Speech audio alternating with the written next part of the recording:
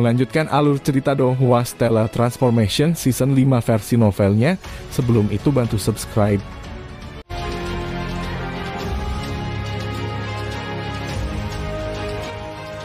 Qin Yu terdiam sejenak, sebuah adegan muncul di benaknya.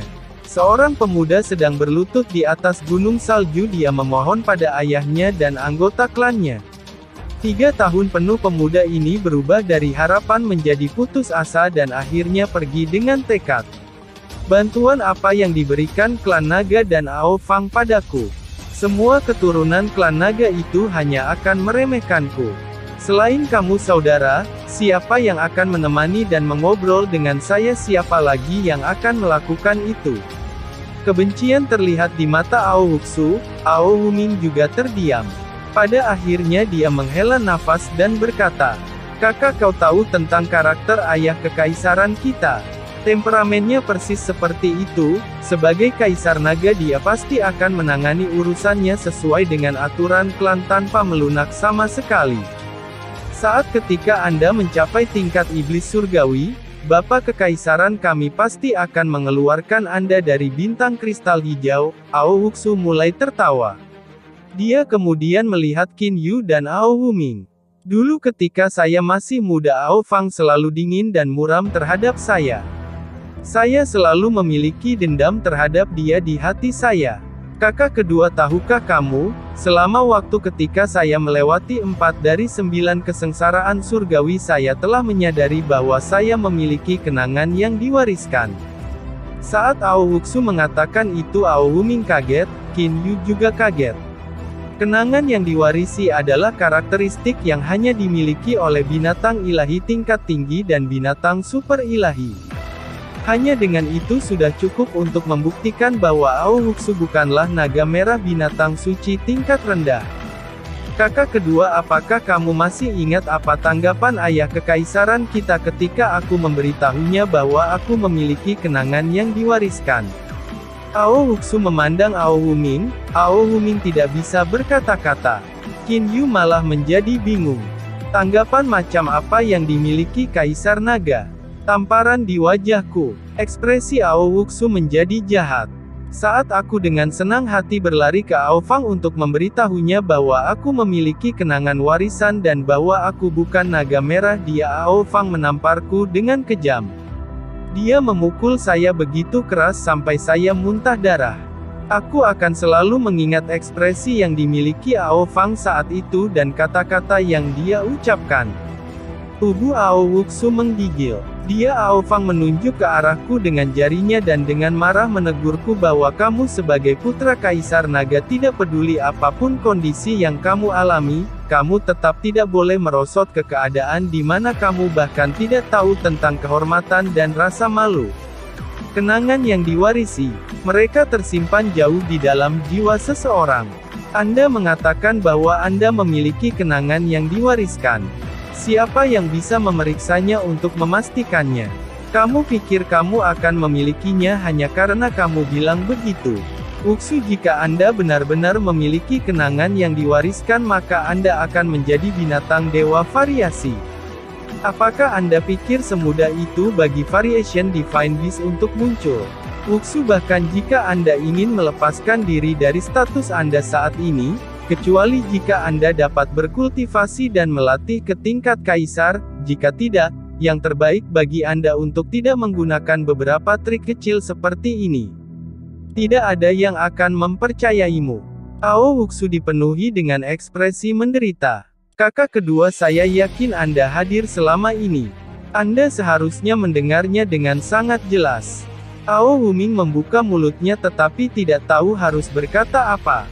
Itu benar, selain aku yang bisa yakin bahwa aku memiliki memori yang diwarisi, siapa lagi yang bisa mengatakannya? Saat aku menggunakan beberapa teknik kuat dari kenangan yang diwariskan orang lain dari klan naga mengatakan bahwa kaulah yang memberikannya padaku.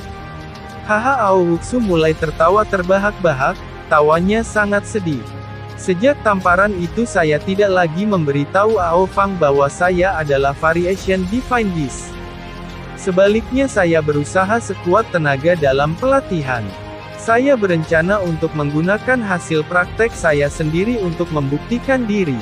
Namun bahkan setelah saya mencapai tahap Demon Surgawi, Ao Fang masih terus memperlakukan saya seperti itu.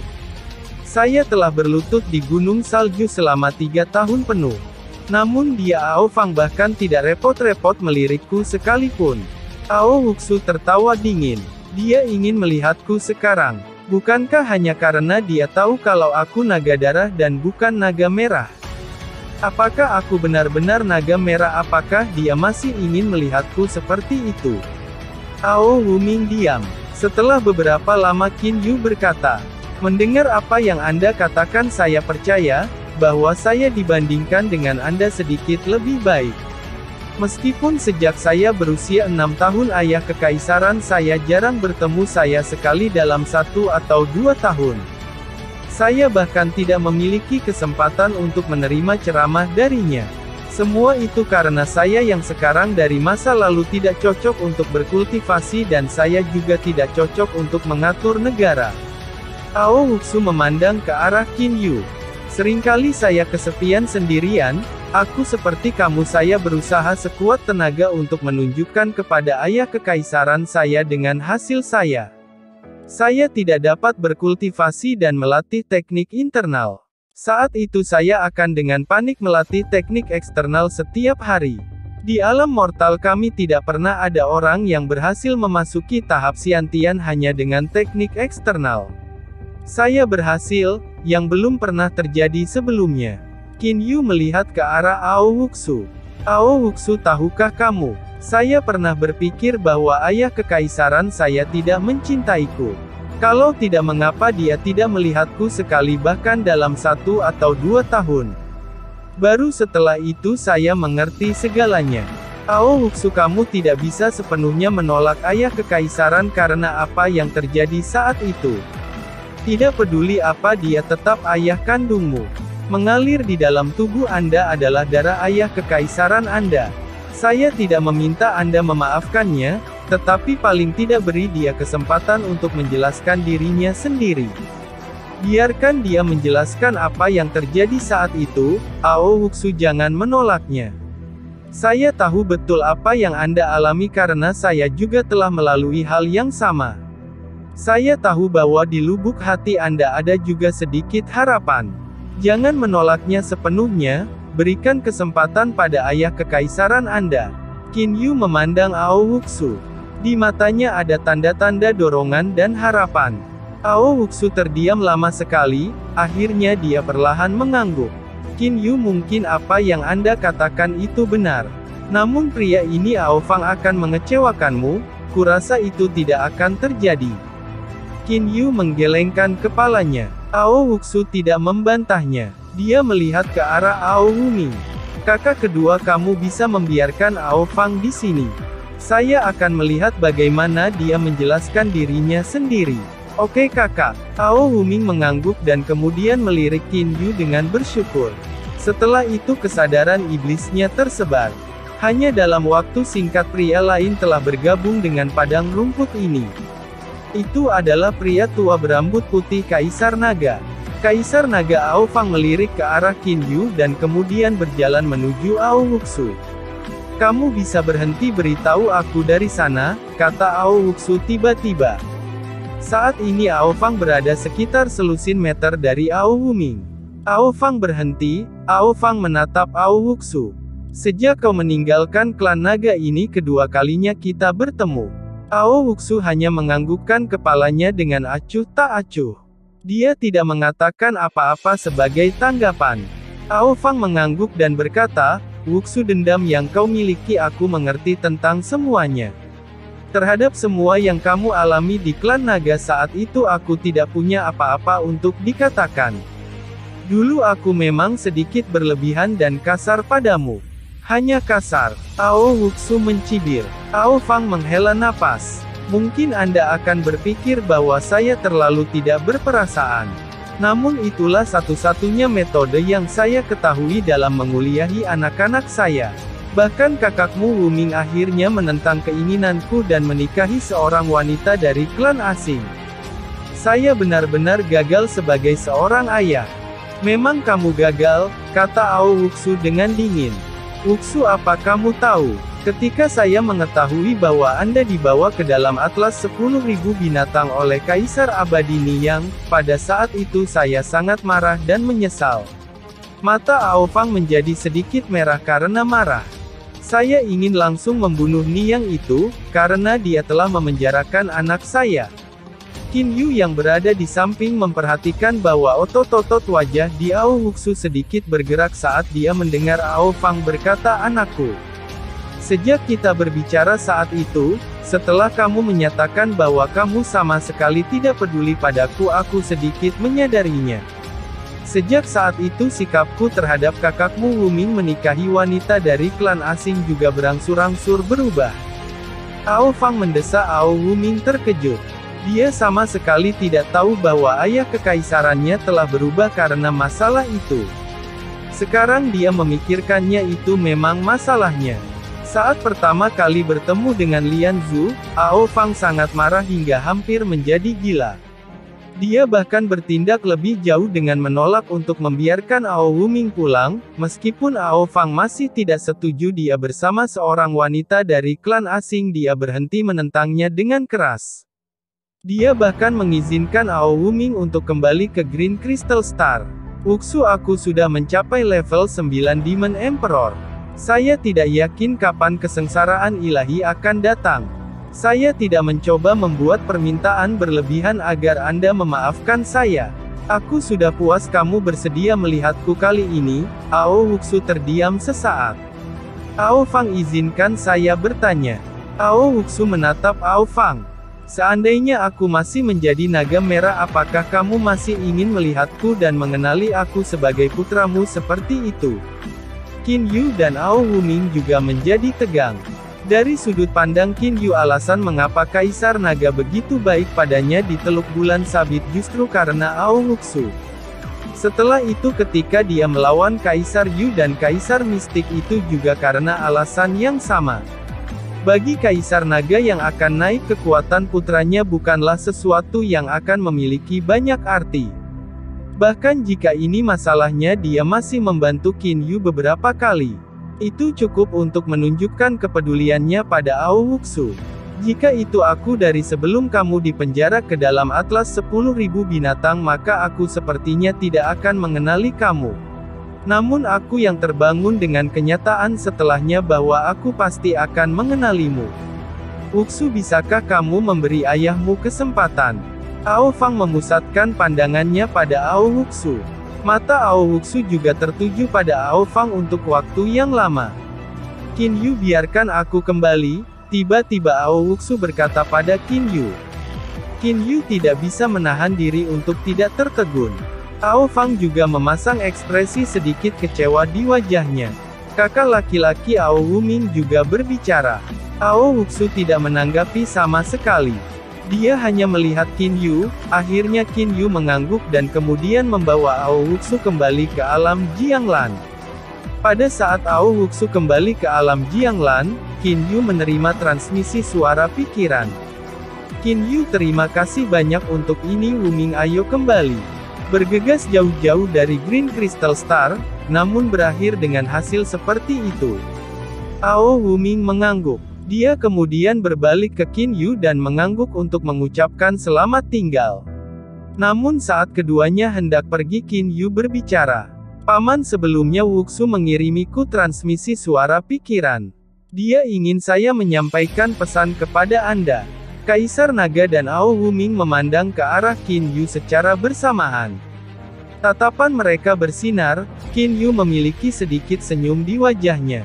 Wuxu berkata, jika dia bisa bertemu denganmu lagi di alam ilahi, itu artinya dia masih memiliki takdir pertemuan ayah dan anak denganmu. Kaisar Naga memiliki ekspresi gembira. Terima kasih. Kaisar Naga adalah orang yang tenang, namun dia masih mengucapkan terima kasih kepada Qin Yu berturut-turut. Qin Yu juga tersenyum. Qin Yu mengerti bahwa untuk Ao Wuxu untuk dapat bertindak seperti ini dengan temperamen Ao Wuxu itu pasti sesuatu yang sangat sulit didapat. Adapun apakah ayah dan anak akan dapat melewati kesengsaraan ilahi dan bertemu lagi satu sama lain di alam ilahi yang tak terbatas, itu adalah sesuatu yang sulit untuk dikatakan. Setelah kepergian Kaisar Naga dan Ao Huming, pikiran Qin Yu juga menjadi jauh lebih santai. Waktu telah cepat berlalu, di sebuah restoran di Yellowbird Star. Qin Yu dan Hou Fei memutuskan untuk tinggal di restoran ini untuk beristirahat sehari di Yellowbird Star. Qin Yu dan Hou Fei hendak berangkat lagi, hanya saja sebelum mereka berangkat, mereka harus menentukan di mana Hei Yu berada. Terakhir kali Shizan bahkan belum selesai memastikan lokasi Hei Yu sebelum dia diganggu oleh kemunculan Kaisar Yu dan Kaisar Mistik. Dan sekarang Shizan sekali lagi dengan hati-hati memastikan lokasi Hei Yu. Shizan, kami sudah memberikan peta itu, beritahu kami perkiraan lokasi tuanmu. Baik. Hou Fei dan Qin Yu sedang melihat Shizan. Shizan menutup matanya untuk merasakan perkiraan lokasi tuannya Hei Yu. Setelah waktu yang lama Shizan membuka matanya. Tuan Qin Yu, Tuan Hou Fei, menurut konfirmasi saya sebelumnya lokasi tuan saya saat ini adalah di bidang bintang di ujung utara bidang bintang Gunung Selatan. Dia berada di galaksi besar di bagian utara South Mountain Starfield. Lapangan bintang Gunung Selatan. Seluruh peta antar bintang muncul di benak Qin Yu. Dari Yellowbird Star ke South Mountain Starfield hampir lurus ke utara. Tuanku, aku yakin aku akan bisa lebih yakin tentang lokasi tuanku saat kita mencapai lapangan bintang Gunung Selatan, kata Shizan dengan hormat. Semakin jauh jaraknya semakin sulit untuk memastikannya. Dulu saat mereka berada di wilayah Beast Clan, Shizan hanya bisa memastikan bahwa Hei Yu berada di wilayah klan burung. Baik, Qin Yu mengangguk. Ke utara, ayo pergi. Qin Yu langsung membawa Shizan kembali ke alam Jianglan. Ayo pergi, aku ingin tahu bagaimana kabar burung rambut campuran sekarang. Hou Fei menjadi bersemangat. Qin Yu dan Hou Fei segera berangkat ke utara dari Yellowbird Star ke South Mountain Starfield. Di seluruh perjalanan ke utara, Hou Fei dan Qin Yu tidak berhenti untuk beristirahat sama sekali. Terutama ketika mereka memikirkan saudara ketiga mereka Xiao Hei, gairah mereka melonjak semakin besar. Hanya dalam 2 hari, Qin Yu dan Hou Fei tak henti-hentinya melewati arai penyampaian antar bintang setelah arai penyampaian antar bintang.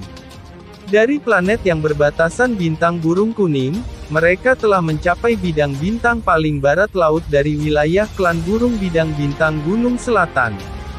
South Mountain Starfield adalah bidang bintang paling utara di seluruh alam abadi dan iblis. Jika seseorang melanjutkan perjalanan ke utara dari South Mountain Starfield, maka dia akan memasuki tempat di mana banyak energi kosmik yang menakutkan seperti Cosmic Fragmentary Golden Stream berkumpul. Jika seseorang melewati daerah yang menakutkan itu, maka seseorang akan memasuki bagian paling utara dari alam abadi dan iblis. Tepat setelah tiba di South Mountain Starfield, Qin Yu dan Hou Fei segera melanjutkan perjalanan ke daerah pegunungan yang terpencil. Kakak, cepat keluarkan Shizan. Aku tahu, aku juga ingin sekali bertemu Xiao Hei, kata Qin Yu sambil tersenyum. Segera setelah itu Shizan muncul di depan keduanya. Qin Yu segera berkata, Shizan, kita sudah sampai di South Mountain Starfield. Hati-hati, periksa galaksi mana tuanmu saat ini dan kira-kira di galaksi mana tuanmu berada. Ya, mohon tunggu sebentar. Saat ini Shizan juga sangat lugas. Dia segera menutup matanya untuk merasakan keberadaan Hei Yu. Adapun Hou Fei dan Qin Yu, mereka mengawasinya dengan penuh perhatian dan menunggu tanggapannya. Membuka matanya, Shizan melihat ke arah Qin Yu dan Hou Fei. Tuanku saat ini berada di bagian utara galaksi benang es dari lapangan bintang Gunung Selatan. Adapun di planet mana dia berada, kedua penguasa itu hanya perlu membawaku ke planet utara dari galaksi benang es dan biarkan aku keluar untuk menentukan lagi dan aku pasti bisa memastikannya. Baik, Qin Yu dan Hou Fei memiliki ekspresi bahagia di wajah mereka. Bagus, masalah ini tidak boleh ditunda, ayo segera berangkat, kata Qin Yu. Dia kemudian sekali lagi membawa Shizan kembali ke alam Jianglan dan kemudian melanjutkan perjalanan menuju galaksi benang es dari bidang bintang gunung selatan. Dengan kecepatan mereka, setelah mereka terus-menerus melewati selusin arai penyampaian antar bintang, mereka telah tiba di planet utara dari Aistret Galaksi. Di planet ini Qin Yu sekali lagi mengeluarkan Shizan dan membuatnya merasakan lokasi saudaranya. Aku telah menemukannya. Shizan membuka matanya dan melihat ke arah Qin Yu dan Hou Fei. Menurut inderaku aku yakin master itu pasti berada di planet yang tidak jauh dari sini Jade Shepherd Star. Qin Yu dan Hou Fei saling melirik dan kemudian tersenyum. Ayo pergi, kata Qin Yu dengan penuh semangat. Di alam abadi dan iblis dari planet berpenghuni paling utara bintang Gembala Giok, jelas merupakan salah satu dari 100 teratas dalam daftar. Di seluruh South Mountain Starfield hanya ada 2 planet yang letaknya lebih jauh ke utara. Di sebelah timur wilayah klan burung di alam bintang gelap ada bidang bintang lain yang sedikit lebih utara dari bidang bintang gunung selatan. Jade Shepherd Star adalah planet yang sangat biasa. Di planet ini ada 2 keluarga besar yang menguasai planet ini. Ahli terkuat dari 2 keluarga besar ini hanyalah Raja Iblis level 5. Raja Iblis level 5 hanya bisa menunjukkan kekuatan mereka di planet kecil seperti bintang Gembala Giok. Demikian pula Jade Shepherd Star juga memiliki 2 kota. Salah satu kota itu bernama Kota Bulan Kayu. Di kota Wood Moon adalah rumah besar yang disebut Istana Spiritual Bintang. Meskipun Istana Spiritual Bintang ini tampak seperti rumah mansion biasa, tetapi 2 keluarga besar bintang Gembala Giok tidak berani memprovokasi Istana Spiritual Bintang ini. Tuan wanita Nyonya Ling Jian. Tidak ada pelayan di seluruh rumah mansion, hanya pasangan yang sudah menikah. Di dalam taman belakang rumah mansion, Tuan Liu Xing dan Nyonya Ling Jian keduanya ada di sini. Tuan Liu Xing memegang tombak panjang berwarna hitam ini dengan satu tangan. Dia perlahan menyapu ujung tombak di sepanjang tanah berpasir. Ujung penyebarannya adalah menggambar di atas tanah berpasir. Tak lama kemudian gambar-gambar itu diganti dengan gambar-gambar lain. Tuan Liu Xing ini matanya bersinar seperti bintang. Namun bibirnya yang sedikit tertutup memberikan perasaan kuat dan dingin yang parah. Adapun bekas luka di sisi kiri wajahnya, dengan kekuatan Tuan Liu Xing dia secara alami mampu menghilangkan bekas luka itu. Namun dia tidak melakukannya dan terus memilikinya. Satu persatu, Tuan Liu Xing mengayunkan tombak panjangnya dengan sangat lambat. Namun bunga tanaman dan daun-daun mati di sekitarnya bergerak naik turun. Mereka bergerak naik turun dengan frekuensi khusus mengikuti gerakan tombak panjang Liu Xing. Nyonya Ling Jian yang juga berpakaian putih berdiri di samping dan menatap Tuan Liu Xing. Dia mengawasinya dengan tenang dan tanpa bergerak. Tuan Liu Xing dari penampilan hingga tinggi dan sosoknya tampaknya baru berusia 16 atau 17 tahun. Adapun Lady Ling Jian setelah memeriksa penampilannya dengan cermat, dia juga hanya muncul 16 atau 17. Hanya saja kemegahan samar yang dia berikan sudah cukup untuk menggambarkan bahwa dia seorang ahli. Bunga dan tanaman berhenti bergerak naik turun dan kembali ke keadaan tegak. Ternyata Tuan Liu Xing baru saja mengambil kembali tombak hitamnya yang panjang. Lady Ling Jian berjalan mendekat, dia memegang lengan kiri Tuan Liu Xing. Benar Kakak Yu, apakah kita akan mengubah lokasi kita lagi? Benar, kami harus mengubah lokasi kami lagi, Tuan Liu Xing mengangguk. Nyonya Ling Jian memandang Tuan Liu Xing dengan ekspresi penuh harap, dia berkata, Kakak Yu, bisakah kita tinggal di sini lebih lama? Mereka belum menemukan kita itu menunjukkan bahwa kita telah menyembunyikan diri kita dengan sangat baik kali ini. Dalam pelarian hari-hari itu benar-benar melelahkan. Tuan Liu Xing memegang erat Lady Ling Jian di dadanya dengan satu tangan. Linger, ini semua salahku, karena aku melibatkan keluargamu, seluruh klan Anda mati karena saya, bahkan kakak perempuanmu telah ditangkap. Kakak Yu, itu bukan salahmu, orang-orang itu biadab dan tidak bisa diajak bicara. Sejak Anda naik dan terus sampai sekarang, Anda tidak pernah meninggalkan kampung halaman saya, jadi bagaimana mungkin Anda bisa menyinggung perasaan mereka? Satu-satunya alasan mengapa mereka ingin membunuhmu adalah karena mereka biadab dan tidak dapat dimintai alasan. Lady Ling Jian memeluk erat Liu Xing. Tuan Liu Xing mengangkat kepalanya. Setetes air mata mengalir dari sudut matanya.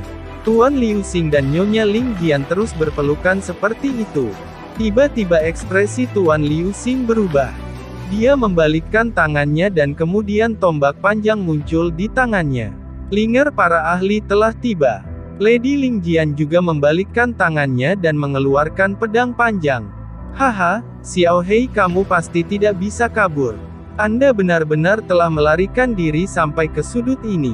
Namun itu bagus juga karena saya bisa menunjukkan layanan yang luar biasa kepada Yang Mulia sekarang. Setelah tertawa keras, beberapa puluh orang dengan cepat melesat dari udara. Segera mereka tiba di wilayah udara di atas istana spiritual bintang. Tuan Liu Xing ini, Nyonya Ling Jian memanggilnya sebagai Kakak Yu, namun pria yang mengejarnya memanggilnya sebagai Xiao Hei.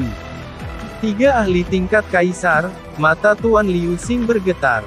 Di antara puluhan sosok ini hanya 3 orang yang memiliki gaun pertempuran emas. Beberapa puluh orang di belakang mereka semua mengenakan gaun hitam. Xiao Hei, lumayan, hanya dalam 3 tahun Anda benar-benar telah mencapai level Kaisar Iblis level 1 dari level 9 Raja Iblis. Juga bukankah kamu hanya naik ke alam abadi dan iblis hanya 300 tahun yang lalu? Benar-benar Kaisar Iblis jenius dari alam iblis kita. Pemuda berwarna emas yang pemimpin kelompok mulai tertawa dan berkata, sayangnya dengan aku Kaisar Iblis level 4 yang memimpin kali ini dan kedua saudaraku di sini juga menjadi Kaisar Iblis level 2, kau pasti akan mati di sini. Tuan Liu Xing melindungi istrinya di belakangnya. Dia berkata kepadanya melalui transmisi suara. Linger, kaburlah dulu. Aku akan menyusulmu setelah itu. Kakak Yu, bisakah kita masih melarikan diri kali ini? Lady Ling Jian agak putus asa. Kakak Yu, aku tidak akan lari. Jika kita mati maka kita akan mati bersama. 3 Kaisar Iblis juga tidak menahan diri dan mulai dengan panik menyerang Tuan Liu Xing ini. Adapun beberapa puluh pria berpakaian hitam lainnya mereka mulai menyerang Bai Ling. Kaisar Iblis level 4 dan Kaisar Iblis level 2, semuanya hanya untuk mengelilingi dan membunuh Kaisar Iblis level 1. Sebuah pedang panjang ditusukkan ke armor pelat hitam dan mengeluarkan suara benturan logam. Orang yang menusukkan pedang adalah Kaisar Iblis level 2. Pemuda berpakaian emas itu segera berteriak melalui transmisi suara. Dasar bodoh, apakah kamu tidak tahu bahwa armor pertempuran Xiao Hei ini sangat kaku dan mendekati level top quality immortal armor? Kalian berdua serang dengan seluruh kekuatanmu. Iya, kedua Kaisar Iblis segera menjawab. Aura pedang berselang-seling, siluet tombak melonjak. Rambut panjang Tuan Liu Xing berkibar tertiup angin. Bekas luka di wajah kirinya bahkan lebih keji. Kedua mata merah darahnya mengeluarkan perasaan histeris gila Kakak Yu. Pada saat ini punggung Bai Ling dipukul dengan kuat oleh seorang pria berpakaian hitam. Dia terlempar dan menyemburkan darah ke langit. Bai Ling sebenarnya sudah mencapai level 9 Raja Iblis level. Hanya saja di antara beberapa puluh pria berpakaian hitam itu, ada 5 di level 9 Raja Iblis. Sisanya adalah Raja Iblis level 8. Tuan Liu Xing menjadi panik. Dia mengguncang tombak panjangnya dan menyapu kembali 2 Kaisar Iblis tingkat 2. Namun serangan pemuda berpakaian emas itu menyerang Bai Ling dengan cepat. Mati, pemuda emas mendorong tombaknya ke depan. Namun tepat ketika tombak hendak mengenai Tuan Liu Xing dengan aneh bergeser sekitar 20 cm ke kanan bawah seolah-olah dia telah berteleportasi. Tombak yang awalnya mampu menembus perut hanya menembus dada, teknik bela diri teleportasi. Ekspresi pemuda berpakaian emas telah berubah. Bukankah itu teknik bela diri yang khusus untuk binatang super divine dari klan Peng? Setelah menerima serangan tombak, Tuan Liu Xing mengacungkan tombak panjangnya dengan lebih panik. Beberapa puluh siluet tombak muncul dan menembus 6 orang Raja Iblis. Tuan Liu Xing memeluk Bai Ling, "Aku baik-baik saja, dia tidak mengenai bagian tubuh krusialku." Bai Ling berusaha sekuat tenaga untuk tersenyum. Pada saat ini pemuda berpakaian emas dan 2 kaisar iblis lainnya sudah mengepung Tuan Liu Xing.